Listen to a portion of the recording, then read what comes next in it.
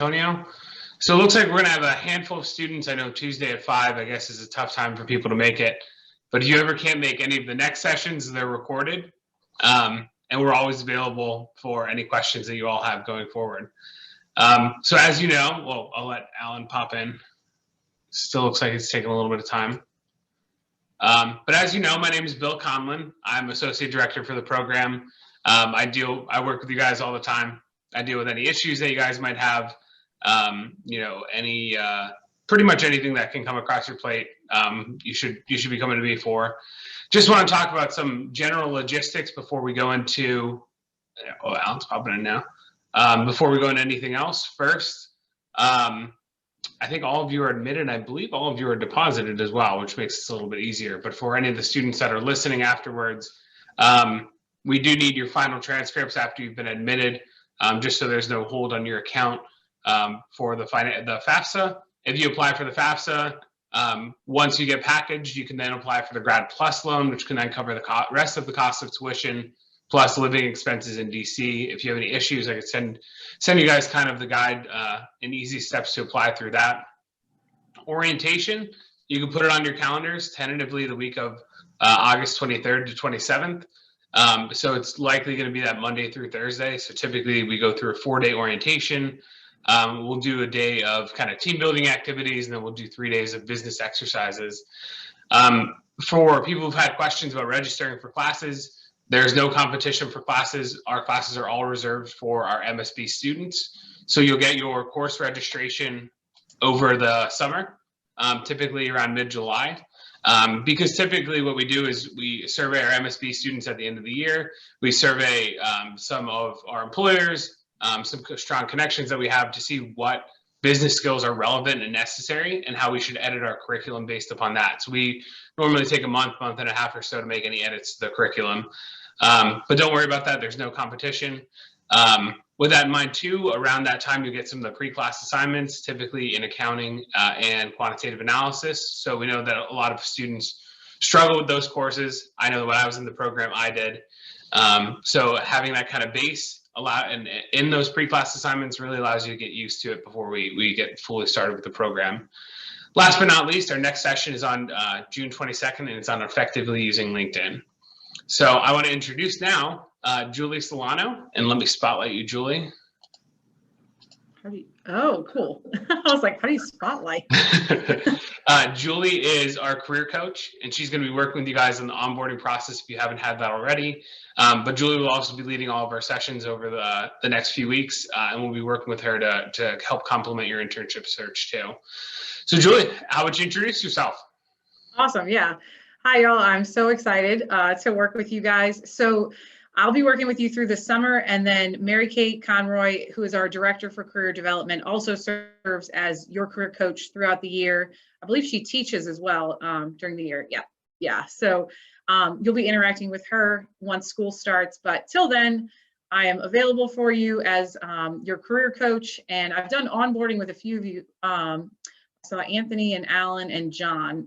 So I've met them, but I haven't met the rest of you. So I'm really looking forward to just getting to know you guys a little bit better and and telling you about career development. So Bill, I know you wanted to do introductions briefly. Do you still want to do that? I do. So how about we have all of you go around and introduce yourselves? Just a little bit about who you are, where you're from, and what you're interested in, so we can try to personalize it and get to know you as best as we can, and especially Julie can, as you guys get to know each other better. I'm just going to go from top to bottom for me. Tim, how about you? My name is Tim. I just graduated from Catholic a month ago. I'm originally from New Jersey, and I'm very excited to get started this fall. As far as what I'm interested in, I probably would need a meeting with you to hone down topics, because, I have a wide array of interests. So can't wait for our meeting. Excellent. Thanks, Tim. Hannah?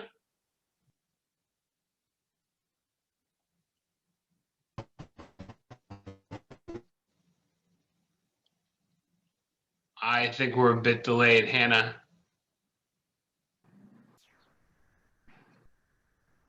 Okay. We'll circle back to you. I think you're frozen. Wait, there we go.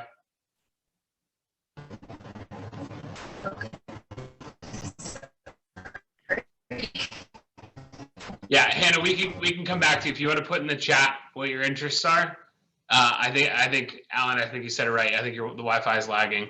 Anthony. Hello, I'm Anthony. I'm from Williamsport, Pennsylvania. If anyone's familiar with that, you'd be like one of the 3 people on the planet who would. I just graduated from Trinity, just got my master's in public health over at Trinity about a month, like Tim said, about a month ago. And also, like Tim, I do have a wide variety of interests, but it, something within the public health realm, that's where I'm at. So it's great to be here. Thanks for having me. Thanks, Anthony. Antonio. I'm Antonio. I'm from Philadelphia, and I just graduated also. I'm not really sure my interests yet, but I'm excited to try a bunch of different things throughout this program and get to know different fields, see what I like. Excellent. Alan? Hey everybody, my name's Alan. I'm also from New Jersey too, Tim, and I just graduated from Vanderbilt with a bachelor's in biochemistry. As for interest, I have a lot of interests. It ranges from video games, basketball shoes, biochemistry, medicine. It's a lot of stuff. Good, excellent. And last but not least, John.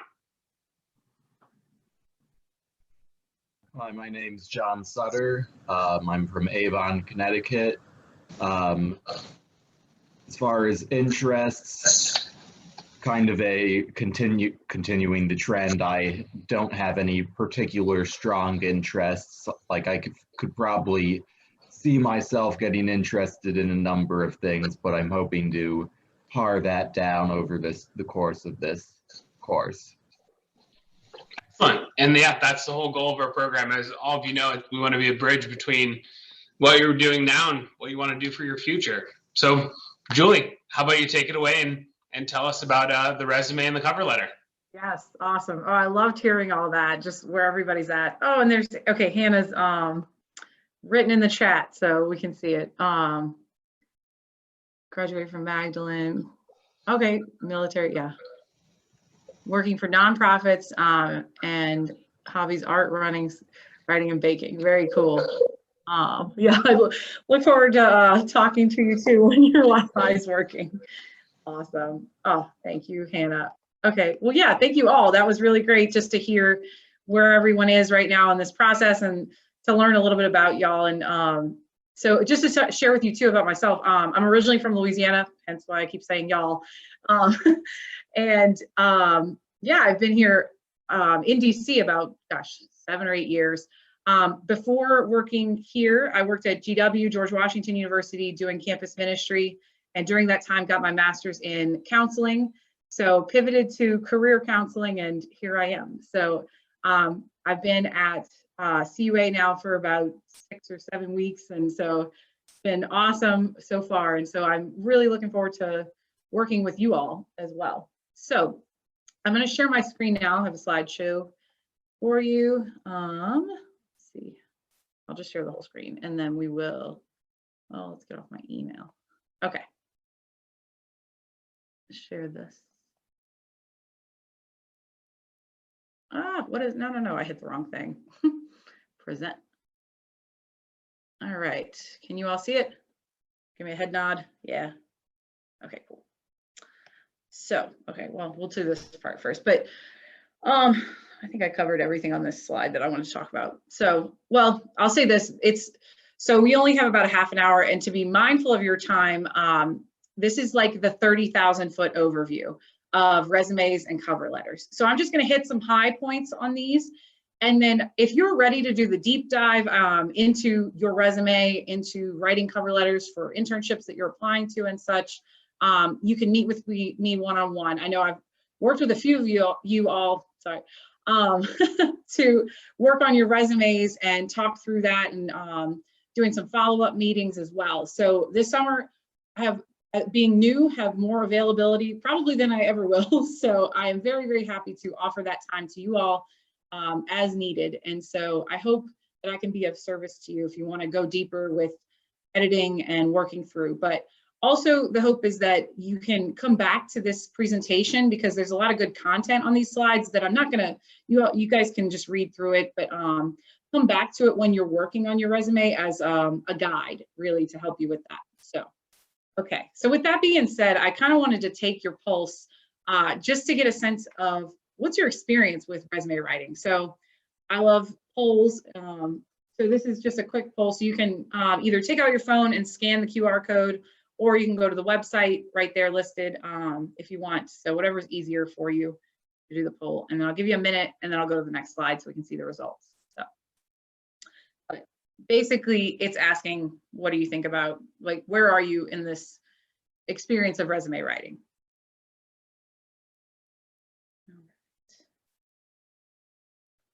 Everybody doing okay? Okay, I'm going to scan over to the next page. Let's take a look.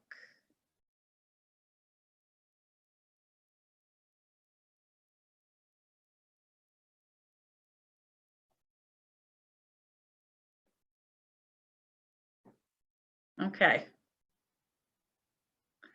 So far this is cool. So basically it seems like right now people who've voted, we're landing right in that middle zone of like, all right, it's pretty good, or it could use a little work, but not feeling like this is terrible or this is wow, amazing. Okay. Okay, so that's helpful to know. So it sounds like you guys have a sense of what it means to write a resume. Yeah, you're coming out of college, you've had some experience with it. All right, that's very helpful for me to know. So, okay. Anybody else want to vote or anything? Did I miss anybody? Cool. I'm trying to basically look at your floating heads and get a sense. All right, cool. We'll go to the next slide. So let's talk through some resume guidelines. So this is the slide I was mentioning that you'd want to save and come back to and to reference, because there's a lot of like the content pieces of it, right? So the thing that I want to highlight though is underneath the word, the resume word in the middle, right? It says the purpose of a resume is to get an internship. So employers spend about 6 seconds with a resume. Think about a Snapchat story being like the max is 10 seconds, right? Think how quick that is.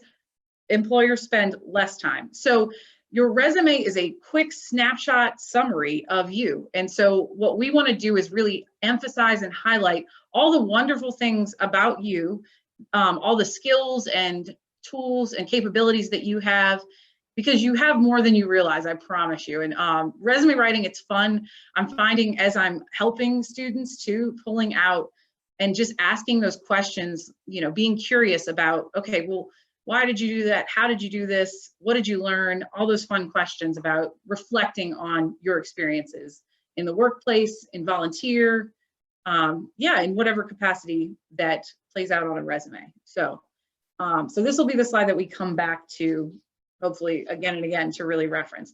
The other really great thing about the MSB program is that we have a template built for you. Okay. We have a resume built for you. Let me go ahead and show you that. Let me stop share real quick, and then we will go back to, yeah, screen share. Oh, shoot, no, I want to exit out of the slideshow. There we go, got it. I want to show you the template. If I can get to it, sorry y'all, hold on one sec. Let's make this smaller. Okay. So, have you guys seen this before? I'm curious. You can just give me a head nod if you've seen it. We got a few.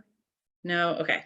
Yeah, okay. So this is our Bush School MSB program template that you were able to use to plug in. The awesome thing about this too is that our connections with employers, this has been vetted by them to show what are they looking for, what's the best format to really have them look at for those 6 seconds, right? So I'm not going to go into too much detail. I will share this with you after the presentation. I'll put it in the chat just to make sure you can save it, or Bill can email it out to you as well. We'll probably do that, that's better. And Mary Kate, who you'll be working with, I mentioned, has made a lot of really great comments that you can reference as well in explaining it a little bit more. So this is a great tool for you to plug in, that we want you to plug in your resume to work with. So just as an FYI for what you'll be using as your template. Any questions so far? No? Okay, sweet. So let's go back to the slideshow. The next piece of what we're going to talk about with your resume is really the interchangeable pieces that you have. All right, can y'all still see my screen? Give me a head nod. Okay, cool. I can see Hannah and Timothy, so y'all are going to nod or shake your head for me so I know. So, okay, awesome. All right. So, yeah, so your bullets are really the meat and potatoes of the sharing who you are in this experience. And I'm going to show you a little bit more about it in just a second. But I want to show you where students oftentimes, or people working on their resumes, not even just students, but a lot of times people get stuck in what's the skill and the task element of it. So as you can see, a really great bullet, and we're going to show you an example of that as well in just a minute. A really great bullet captures not only the skill you used, so like avoiding the weaker words it says there too, but like the action verbs, so like designed something, right? Or I don't know, marketed or whatever word. I'll send the list to you in just a minute. But a lot of times we get stuck on this, what I did, kind of like, okay, so I designed a pamphlet and then done, which is an okay bullet. But in the MSB program, we want you to take it a step further. Well, how did you design that template? What programs did you use? How you want to show employers what skills you have, what experiences you have, how they've formed you, how they've shaped you. And then taking it even further is showing the result. What impact did that have on your company that you worked for? What did they use that pamphlet for? How many people were contacted or connected with this material that you created, right? So we move from just skills and tasks into tools, addressing the how, and results. What difference did it make? What was the impact? And then also quantifying that. If it can, we contacted 100 people, we sent this to 100 people. That's a quantifiable thing. And then there's also like the increasing or impacting, like how did it improve the company, right? How did it improve workflow, improve engagement, any of those things. So what I'm going to show you now are basically exactly what I was saying before about like how we build upon this. So you can see an okay bullet, right? Like a designed a marketing plan. That's you're showing what you've done. You've used an active action verb, but you can take it further into, okay, what was the tool? How did you do it? How did you design that marketing plan, right? Using SWOT analysis. And then the best bullet would be taking it into that result. And a lot of times too, former employers, if you're not quite sure, they might want to help. If you have a good relationship with them, you can reach out and ask about, how did I increase client engagement? What maybe they can share with you a little bit. If they can't, that's okay too. It really is. But we want to do the best we can to showcase in the small, short space that we have, right? So, okay. Any questions on that so far? I got some head nod, nose. Does that make sense? It's clear for the most part. Okay, great. Very good. All right. Cool. So I want to share this resource with you that is available to you as an MSB student. The other piece that's changeable, right, in your resume is using keywords that are in job descriptions you're applying for. So you might see, in a job description, like to stay on the design and marketing piece, they use the design multiple times, the word design, right, multiple times in their job description. Job scan is awesome because it plugs in, you plug in the resume and your resume and the job description, and it checks to see if you are using the keywords that they're looking for, because a lot of times for bigger companies, they use what's called ATS, the applicant tracking system. And your resume doesn't even make it to the hands of a human without going through that system. So if it doesn't have the right words or language, then it might not make it through. And so we want to optimize as best we can your resume, not only to showcase you, but also to show that you have the skills they're looking for. And a lot of times you do have skills that are listed on these job descriptions. It's just a matter of tweaking and wording things to align with what they're looking for. And that's different than, I would say, like, you don't want to make things up on your resume or exaggerate it, because, the truth comes out when you're in work, So you want to make sure to be authentically you, but also using the language that they present. I hope that comes across pretty clearly. I'm looking at Timothy, give me a head nod. Yeah, sweet. Okay, good. Okay. So any questions on resume? I know that was really fast. No? Okay. Cool. All right. So we will move into cover letters. And keep in mind too, if you do have questions, you don't want to ask in the group, or if you're like, I just need somebody to sit with me and go through this point by point, I am happy to do that too. Okay. All right. So let's talk about cover letters. So I know cover letters kind of can be, like, I guess, controversial in a sense of people go back and forth. You can ask 10 different people, they'll say 10 different things about whether or not you should do it or not, because a lot of times only about half the cover letters that get submitted get read. Some jobs don't even request a cover letter, but we at the Bush School are encouraging you strongly to submit cover letters, because it is another touch point for employers to get to know you. It's another opportunity. That's how we look at it, that you are able to show who you are to employers, right? So you have here a little bit about what we're looking for in a cover letter. And I also want to add this piece too, about what we're looking to give to hiring managers when we're writing it. So let's talk a little bit about this. You're introducing yourself to the organization, and you're also demonstrating your interest in the company or a specific vacancy. So what that means is you've done your research, you see on the other side, you're showing them what you offer, how you could fill that role, but also how that role, how they will benefit from having you there. And like, you understand their company mission, what their purpose is, their drive. You've done your homework, essentially. You understand them. And so you want to highlight the things about their company that stand out to you, that you value as well. So that alignment of yourself with the company. And then also drawing attention to your resume. This is not like repeat everything that was on your resume.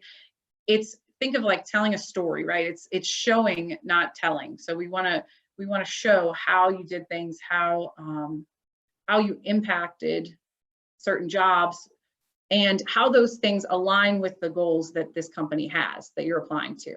So those elements will help to motivate the reader. And you also always want to convey enthusiasms. You're excited to apply to this job. You want this job, right? That's what we want that to come across in the letter. So we, I know for undergrads, and I'll have to ask Bill this question, but for undergrads, we have a template for cover letters. Bill, do you guys use, I don't know if you're still there right now, but.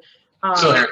Okay, awesome. Do you guys use a similar template for cover letters? I have not seen one, but. It is very similar, yeah. Okay, awesome. I don't know if I even have access to that, but if you do, we will send it to you guys. If not, I'll contact Mary Kate to get access. So yeah, so we are providing the kind of framework for you, and then you are plugging in and adapting to make this authentically you, these letters and your resume as well. So, okay, this is the slide similar to the other one about resumes. This is the one you come back to when you're working on your cover letter, right? The kind of framework that we build out, like I mentioned. So some things I want to highlight too. You notice, address the letter to a specific individual. Later in the summer, we're going to have a workshop on networking and informational interviewing, and then also interviewing, but specifically networking and interviewing. It's super important to do your homework when you're doing a cover letter and to find out who you're contacting. Because a lot of times with networking and with writing a cover letter, like it's who you know, and that helps so much. And it doesn't have to be someone you know well, but you already have a network of people in your life, whether or not you realize it, maybe friends of your parents or friends of your friends' parents. So there's so many people that you can reach out to help. And the other thing is, you now have this whole other network through the Bush School of CUA alumni who are employers in the DC, DMV area. So we are happy to help with that as well. So I just wanted to say that piece about it, that it's super important to address to a person. So use LinkedIn. We'll talk about that next time in 2 weeks. But yeah, I can't stress that enough. Okay, so the other stuff you can take a look at a little bit later when you're working on it. Okay, so we have a quick little story cover letter case study that helps to illustrate, really illustrate what I was just talking about this point too. So Heidi was applying to a recruiting job that she really wanted with a nonprofit that she was familiar with. And so she applied to the job, but it didn't request a cover letter. And so Heidi followed up with an email. She contacted a friend who had worked for the organization and got the email of the hiring manager. And so she sent an email, a professional email, to the hiring manager. And he was surprised by it and read it and everything. And he recognized too, Heidi's resume kind of made her look like a job hopper. She wasn't fired or anything, but like she had multiple jobs, pretty short stints. So her resume would have been weeded out, but he saw her email and saw the connection, saw she had done her homework and really knew about the company and how it resonated with her and how it was important to her. She also mentioned the person that he knew as well. So he contacted her and had a phone screening and realized, her enthusiasm, her awareness of the company came through. And within 3 weeks, they offered her the job. So Heidi's a great example of both networking and of cover letter writing, right? How when we go the extra step to really show who we are and do it in a professional manner that showcases to the company's values and how they're important to us, their mission, their goals, then we increase our likelihood of getting our foot in the door, right? Because the purpose of that resume is, like I mentioned before, an interview. And same with cover letter, it's getting us in the door so that then you can let your beautiful light shine to the employers, right? So that's our goal with that. So I think Heidi's story helps us understand that, helps it stick, remember that. So here's a few pieces of that as well, what I mentioned. Yeah, and also this being a nonprofit, like working with young people too, it was demonstrating the challenges of the group and she understood that. Yeah, so, okay. So the last piece I wanted to mention too is submitting your applications. This is a small thing, but it's a big thing, really. Like when we'll save our resume on our computer or a cover letter, we save it as resume, cover letter, here's this extra little step that we have to do when we're submitting to employers, changing it so that it doesn't get lost in the shuffle, right? That it doesn't just become one of 50 or 100 other resumes. So it's got your last name, your first name, what it is, if it's a cover letter or a resume, right? Yeah, and then this is also great too. It shows a little bit, this is another one you can come back to if you're writing an email, sending this in an email like Heidi did. So, okay. All right. That is it. So that was the 30,000 foot overview crash course on resumes and cover letters. So let's talk about this for the 1 minute that we have left. But yeah, thoughts, questions, concerns, any of those things. Have any of you started looking at your resume or cover letter? Yep. Okay, I'm seeing some head nods, good. Have you started sending it out to companies? Have you used our template? No, do you have access to our template yet? Okay.